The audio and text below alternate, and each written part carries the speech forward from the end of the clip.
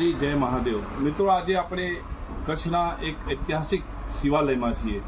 એ શિવાલયનું નામ છે ભૂતેશ્વર મહાદેવ. ભૂતેશ્વર મહાદેવ એટલે આપણે એના ભેગા ભૂતળા રમે. ભૂતેશ્વર મહાદેવ એટલે આપણે મહાદેવના સાથે ભૂતળા રમે.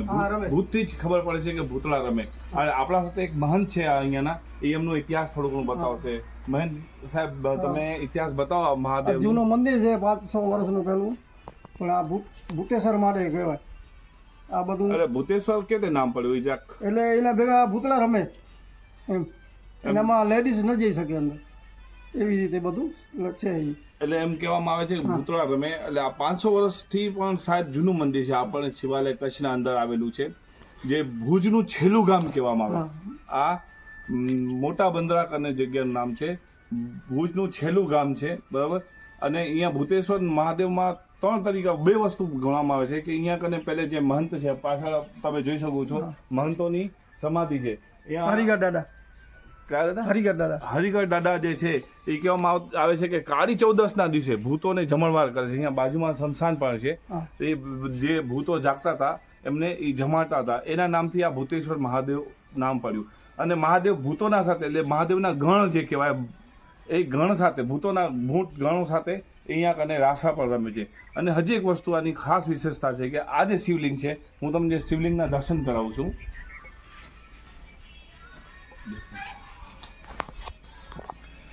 આ જે શિવલિંગ છે એ સંપૂર્ણ સ્વયંભૂ પ્રગટ થયેલું છે ને પાતાળ સુધી એમની છોડ નથી મળતું. એટલે એમ કહી શકીએ કે આની જે ગહેરાઈ છે પાતાળના અંદર સમાવેશ થયેલું છે. ગિરી બાપુ, તમે બતાવશો આની લિંગ જે છે એ ક્યાં સુધી સમાવેશ થયેલી છે? સમજી લો ને, હજી છે નથી આવ્યો. 40 ફૂટ જેવું આમ અંદર ખોદાઈ કામ કરી નાખ્યું છે. નીચે ત્યાં દિવાલ ઉપાડી છે તો એના નીચે 8 ફૂટ તો પાયો છે. બધી ભરતી ભરી છે, હજી છેક નીચે સુધી છે. એટલે એમ ગિરી બાપુનું કહેવાનું એવું છે કે આ નું અનંત છે, એનો કોઈ અંત નથી. આ લિંગ એવી છે, સ્વયંભૂ પ્રગટ થયેલું છે, અનંત લિંગ કહેવાય, જેનો કોઈ અંત નથી. એ પ્રમાણનું આ લિંગ છે. તો આ એક બહુ જ ઐતિહાસિક અને અદ્ભુત અલૌકિક જગ્યામાં આજે અમે છીએ. શાયદ આના પહેલાં આ વસ્તુ કોઈ એક્સપ્લોર નહીં કર્યો. હું અનલિમિટેડ જલસા એન્ડ શેખ તરફથી હું તમને આ એક ઐતિહાસિક શિવલિંગના દર્શન કરાવી દઉં છું. અને બધેથી મારું નિવેદન છે, જ્યારે પણ જે શિવ ભક્તો હોય, જે ભગવાનમાં આસ્થા ધરાવતા હોય, એ અહીંયા કને આવે અને દર્શન કરે. અહીંયા મંદિરની એક વિશેષતા હું તમને બતાવું. અહીંયા કને પાછળ જે સમાધિ છે મહંત ગિરી સ્વામી છે, એમાં માનવામાં આવે છે, આ મહંત ગિરી સ્વામીનું એવું માનવામાં આવે છે કે અહીંયા કને જોઈ શકો છો,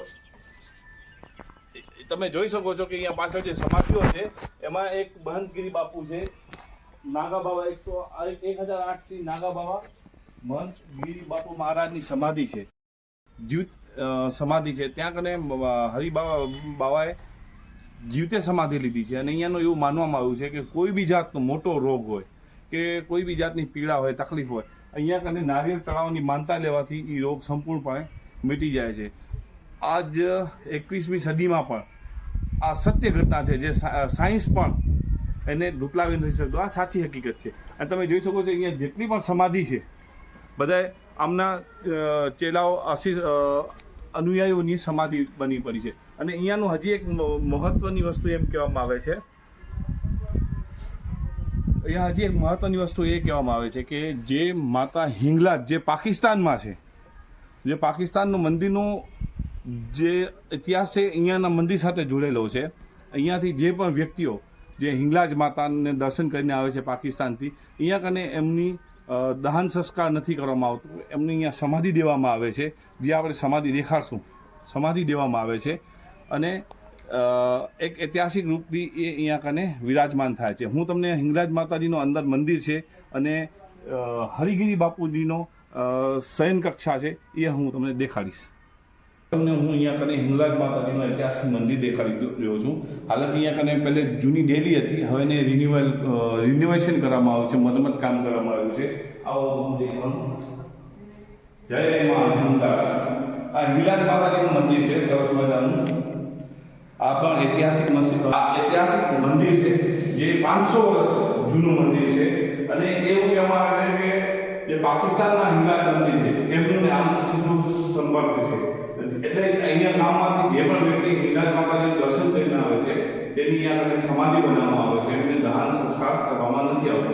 હું તમને આ છે હરિગીરી બાપુની શયનકક્ષ, જેના પર હરિગીરી બાપુ આરામ કરવાતા હતા, અને મારા હિસાબે આ બહુ જ જૂની લાકડાથી બનેલું છે. અહીંયા કને એવી માન્યતા છે કે નાગા બાબા હરિગીરી બાપુ અહીંયા કનેથી ભૂતોને કાળી ચૌદસના દિવસે, મહાશિવરાત્રિના દિવસે જમાડો કરતા હતા. આ તમે જોઈ શકો છો, આ જેની શયનકક્ષ છે, શયન છે, જે આપણે પલંગ કહીએ, વર્ષો જૂના લાકડાથી બનેલી છે, હજી પણ યથાવત છે.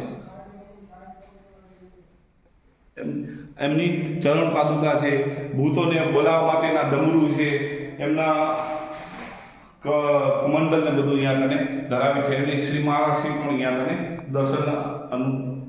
દર્શન કરવામાં આવે છે. એ ડમરું છે જેનાથી એ ભૂતોને બોલાવતા હતા. આ શંખ છે, આ એમની રુદ્રાક્ષની માળા છે, અને એમના કમંડલ છે.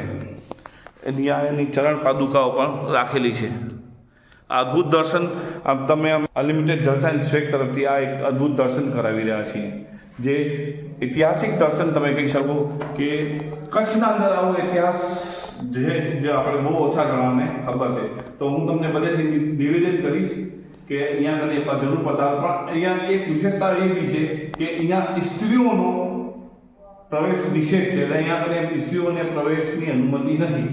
તો કૃપા કરીને એ પ્રમાણનું તમે અહીંયા દર્શન કરવા માટે પધારો. જય બોલો, જય મહાદેવ. चलो जाते ही बोल रहा चालू कर दे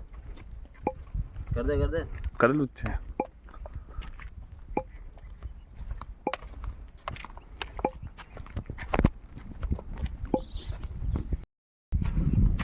આ બધી શ્રી નાગા બાવા એક હરિગીરી મહારાજને અનુયાયીઓની બધાની સમાધિ છે.